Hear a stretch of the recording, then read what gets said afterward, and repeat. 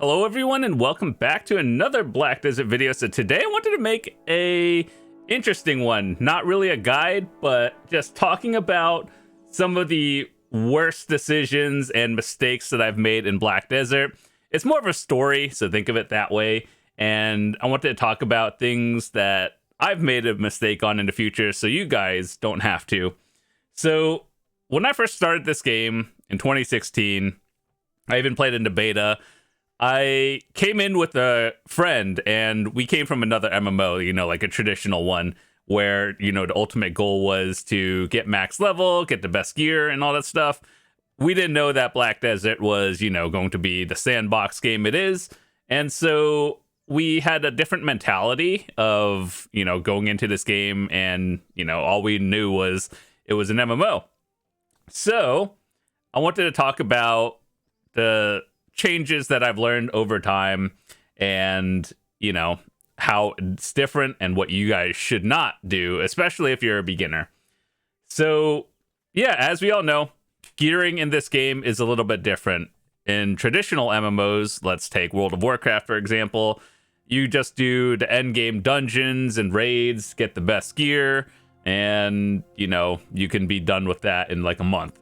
In Black Desert, on the other hand, takes a little bit more time, and truly, no matter how you get your gear in Black Desert, whether you get lucky and enhance it yourself, or you grind hundreds of hours and then buy it off the market, the gear you got actually does feel like you've earned it in one way or the other. Unless you one-tap a piece of gear, then, well, I mean, that's a different story, but you still got it at the end of the day. So, the one thing I would recommend to you guys is not using low enhancements stacks for enhancing. So as we all know, enhancing is a way of upgrading. If you've played other games, it's basically like crafting, enchanting, honing, the other terms that MMOs use. And so here's the thing. I have a video of basically talking about what you should do and what baseline fail stacks you should use to get all your gear these days. It's a little bit harder when it comes to end game stuff just because, the enhancement rates are so low to the point where you're just like, oh, you used a 20 stack higher than you should have on your Ocnovs, whatever at this point. But as a beginner, getting fail stacks is a little bit trickier. And so like you probably have a bunch of random fail stacks ranging from like 20 to 200, somewhere around there, right? And so what you would do if you were to enhance, for example, is let me take a random, let's see, what is a piece of gear that I can use? Let's take this one, for example. Obviously, this is just a general one and every other one, but let's say I wanted to enhance this weapon, right? This wasn't in the game when I first started. We kind of just had to, Google it and see what other stacks people are using. And nowadays, it's just kind of like, oh, this is what people are using. Take this with a grain of salt. And I would recommend actually following this for the most part. So, what it says, the most frequently attempted enhancement chance for this one, that means that people will click it between this stack. So that means it gives you a good idea of like, oh, people are starting on like a 210 stack going up to like mid 230s. And so that's generally like a range that you would use. And back in the day, we didn't have this. So for example, I don't know, we didn't have black stars at the beginning and everything. So we're just like, oh, word of mouth for enhancing was the best way to do it. And so now that you're giving a range, like a low to high end range of all of this stuff, I would actually recommend using this instead of being like, oh, I only have a 180 stack or something or 150. Maybe you should push that up a little bit higher. Like, obviously, RNG is a thing. You could hit it on a 0 stack. I've seen people hit dumb things on low stacks. But in terms of cost efficiency, the only thing in this game that I wish that I had was average RNG. So what that means is if I was, if I had the choice of being incredibly lucky or unlucky, or just be average 100% of the time, I think I would rather be average every single time versus going to the pity, like a chance to do that. But yeah, so the way I look at things is I just hope to hit averages every time. Obviously, that's not how the game works, and you get lucky, sometimes you don't. But the best way to do that is optimizing it to the point of cost efficiency on averages versus trying to get lucky. And, you know, so that goes into our next thing of unnecessary spending. In this game, I wish in the infograph that I looked at last year, I wish it told me how much silver I've lit on fire enhancing and just doing dumb things, because I guarantee it's worth a lot more than my current gear. And so I would recommend to new players nowadays to just straight up buy your gear. Obviously, it goes to an extent where you cannot necessarily buy Sovereign, you know, enhanced. Karazad you could technically buy at Nov. That's just a Pen Deboreka converted to a Karazad. And then even Tet, you can convert it to a point. But you can't completely bypass 100% of enhancing. You can get away with a lot of it nowadays.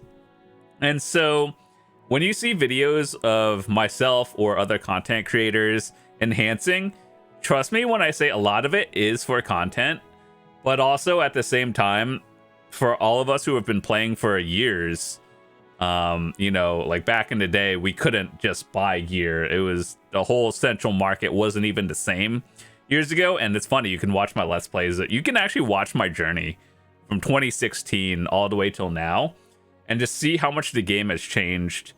So what I would recommend to new players is basically, if you only care about progression in this game, which, you know, that kind of is the point of the game, just buy all your gear. And once you get to like Karazad and Sovereign and all of that stuff, then, you know, we talk about looking at averages and enhancing and everything. So that's what you kind of want to do. But up until that point, you know, ultimately just try not to light too much silver on fire enhancing. I say that as I make enhancing videos, but, you know, I always say that I don't particularly need it and it's just for video. So yeah, if I had a number of how much I've spent from the very start of the game versus, you know, like just buying whatever I needed these days, trust me, I think I would be like basically hard cap geared minus like obliterating. But yeah, so with that said, obviously enhancing is part of the game. There's some sort of thrill, you know, with seeing like the 3% go and all that stuff. Trust me, I understand. But yeah, if you're just going for straight progression and you want to skip the RNG, just buy everything. And unnecessary spending, try to cut that much out as much as possible, and you'll do well in this game. Even if you're free to play, you don't spend any real life money on the game, play efficiently and you'll be fine. The next thing I want to talk about is ignoring workers and nodes early on. So as we all know, workers and nodes are basically connected to contribution points and everything else. And if you're a new player and you look at the entire world map, you're just like, what is this? What am I looking at? And so obviously when you're a newer player, all of this is like fog of war off, and then you don't see it until you unlock it. But if you get to the point where you're looking at this and you have no idea how to connect your nodes, I would start early before you do that. But if it's already too late, here's a little tab over here, production. It cuts out a lot of the filters and you could just see what is connected. I also have a video on basically what I think are high priority nodes and everything, what you should get and why. But I always say that it's not a good idea to always copy someone else's node setup, simply because what I have set up, for example, is stuff I use for like life skilling, cooking, alchemy and everything. Whereas if you don't even do that, you're just like collecting random materials and you're just like, what do I do with it? And then you don't know. So biggest tip to all of you is find the nodes that you think you would use yourself if you do any life skills. Otherwise, I have a video, talking about what I have, what I think are high value nodes, even to just sell on the market directly. But for the most part, tailor your node specifically into things that you would actually use yourself. So that's a pretty important thing. And yeah, so what I would recommend is, find things that you think you'll use, good to go, and start early, because all of this is just passive silver in the game. Workers bring materials back to storage, use that material to either sell it or buy stuff, and then you're good to go. So it's free money as long as you're like logged into the game. So yeah, new players, start it early. You see this number over here, contribution points to the left of your total. Try to keep that as low as possible. Ideally 0, but as low as possible. All right, so the next thing I want to talk about is when I first started this game, I literally just focused on one thing at a time. And life skilling, I didn't even bother with that early on. And I think it's something that is kind of important to at least learn in this game. And I know some other people that when they go into this game, they're like, okay, I want to do all the life skills, which I think is fine. Ultimately, at the end of once you get to like an end point or something, you're just kind of like, I want to try everything. That's cool. But what overwhelms people in this game is trying to do everything at once. And when you start this game, or like, let's say you're just starting a new life skill, I would recommend focusing on like, 1 or 2 things at a time, and then branching out on it after you like get an idea of how to do things efficiently. So for an example, gathering is connected to cooking, alchemy, and processing. Gather raw materials, process it, cook it, turn it into alchemy, and then you make profit from there. And then, like hunting is the same thing as gathering with like, an extra step or 2, but essentially is that. So work on a few life skills at a time and then branch out, because if you're doing everything, it's better to be like, what is that saying of like, be a master at like 1 or 2 things versus a jack of all trades and doing everything. The people who are very high up on the leaderboards and only do like a few things, I can assure you they're like low key making a lot more silver than people who do everything at a mediocre level. So trust me, just focus on a few things at a time, and once you got that established, you can add another thing to the rotation. And try to like basically learn everything, but not all at once, essentially. And even when it comes to like grinding and everything, I know everyone is basically has the mentality of grind best spot, most silver all the time. And I used to have that mentality as well, because obviously you just want to be efficient, get the most silver an hour. Your time is important. However, I've seen people basically just do that, burn themselves out in like 2 months.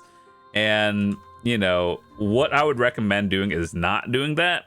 So if you found a grind spot that you really liked, efficient or not, I would just stick to it, just because if you're having fun at the end of the day, you're probably gonna not burn yourself out as fast. And gaming is supposed to be a fun activity, and that's why most of us play the game, right? So yeah, always try different things out, learn things one step at a time, instead of I gotta focus on the maximum amount of silver. And for example, one thing I could talk about, if you look at sites like Garmoth or whatever, it has a good list of averages. I take that site with a grain of salt, with all like the self-published data of grind spots and everything. If you look at one and it's like, oh, this spot is 1.6 billion silver an hour, and then the one under it is like 1.4 billion silver, and you don't always have to do the most efficient one, but find the one that you enjoy doing first, if that makes sense.